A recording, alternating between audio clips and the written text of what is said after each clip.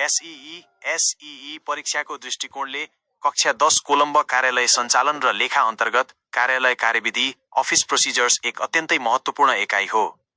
यस एकाइबाट विशेष गरी टिप्पणी, दर्ता, चलानी र पत्र व्यवहार सम्बन्धी प्रश्नहरू सोधिने गरिन्छ। यहाँ एसई का लागि सम्भावित केही महत्त्वपूर्ण प्रश्न र उत्तरहरू दिएको छ। 1. कार्यालय कार्यविधि भनेको के हो? यसको महत्त्व उल्लेख गर्नुहोस्। कार्यालयको दैनिक कार्यहरूलाई व्यवस्थित, छिटो, छरितो र त्रुटिरहित ढङ्गले सम्पन्न गर्न अपनाइने निश्चित र सङ्गठित प्रक्रियालाई कार्यालय कार्यविधि भनिन्छ। यसको महत्त्व: कार्यमा एकरूपता ल्याउन, कामलाई छिटो र छरितो बनाउन, कर्मचारीहरूको उत्तरदायित्व स्पष्ट पार्न, भविष्यमा प्रमाणको रूपमा प्रयोग गर्न। 2. दर्ता र चलानी बीचको भिन्नता लेख्नुहोस्। दर्ता र चलानी कार्यालयका दुई महत्त्वपूर्ण प्रारम्भिक कार्य हुन्। यिनको भिन्नता यस प्रकार छ: बुँदा, दर्ता, रेजिस्ट्रेसन; चलानी, डिस्प्याच। परिभाषा: बाहिरबाट आएका चिठीपत्रको विवरण राख्ने काम, कार्यालयबाट बाहिर पठाइने चिठीपत्रको विवरण राख्ने काम। उद्देश्य: पत्र प्राप्त भएको प्रमाण राख्नु, पत्र पठाएको प्रमाण राख्नु। समय: पत्र प्राप्त हुनासाथ गरिन्छ, पत्र तयार भई पठाउने बेला गरिन्छ। किताब: दर्ता किताबमा दर्ता गरिन्छ, चलानी किताबमा चढाउने गरिन्छ। 3. टिप्पणी। टिप्पणी भनेको के हो?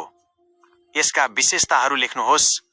कुनै पनि जटिल वा नयाँ विषयमा निर्णय लिनका लागि तल्लो तहका कर्मचारीले सम्बन्धित फाइल वा कागजात संलग्न गरी माथिल्लो अधिकारी समक्ष पेश गर्ने लिखित राय वा सुझावलाई टिप्पणी भनिन्छ। विशेषताहरू: यो सधैँ तल्लो तहबाट माथिल्लो तहतिर जान्छ।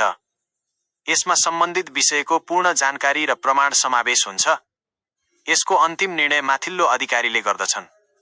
यो प्रशासनिक निर्णय गर्ने एक वैधानिक आधार हो। 4. पत्र व्यवहार, करेस्पोन्डेन्सका गुणहरू के हुन्? एउटा असल व्यावसायिक वा सरकारी पत्रमा हुनुपर्ने गुणहरू: स्पष्टता, भाषा र उद्देश्य प्रष्ट हुनुपर्छ, संक्षिप्तता, अनावश्यक कुरा नलेखी छोटो र मिठो हुनुपर्छ, पूर्णता, दिन खोजिएको जानकारी पूरा हुनुपर्छ, शिष्टता, भाषा नम्र र आदरपूर्ण हुनुपर्छ, शुद्धता, हिज्जे र तथ्यहरू सही हुनुपर्छ। 5. केही महत्त्वपूर्ण अति संक्षिप्त प्रश्नहरू 1 अङ्कका लागि। अनुक्रमणिका इन्डेक्सिङ भनेको के हो? फाइल वा कागजातहरू कहाँ र कुन अवस्थामा राखिएका छन् भनेर छिटो पत्ता लगाउन प्रयोग गरिने वर्णानुक्रम वा साङ्केतिक सूचीलाई अनुक्रमणिका भनिन्छ। फाइलिङ भनेको के हो? भविष्यमा आवश्यक पर्दा तुरुन्तै भेटिने गरी कागजातहरूलाई सुरक्षित साथ मिलाएर राख्ने कलालाई फाइलिङ भनिन्छ। विद्यार्थीहरूका लागि सुझाव: एसईई परीक्षामा दर्ता किताब र चलानी किताबको नमुना बनाउने प्रश्न पनि धेरै पटक सोधिएको छ। त्यसैले यी दुवैको ढाँचा फर्मेटको अभ्यास गर्नुहोला। के तपाईलाई दर्ता वा चलानी किताबको ढाँचा फर्मेट कसरी बनाउने भनेर जान्न मन छ?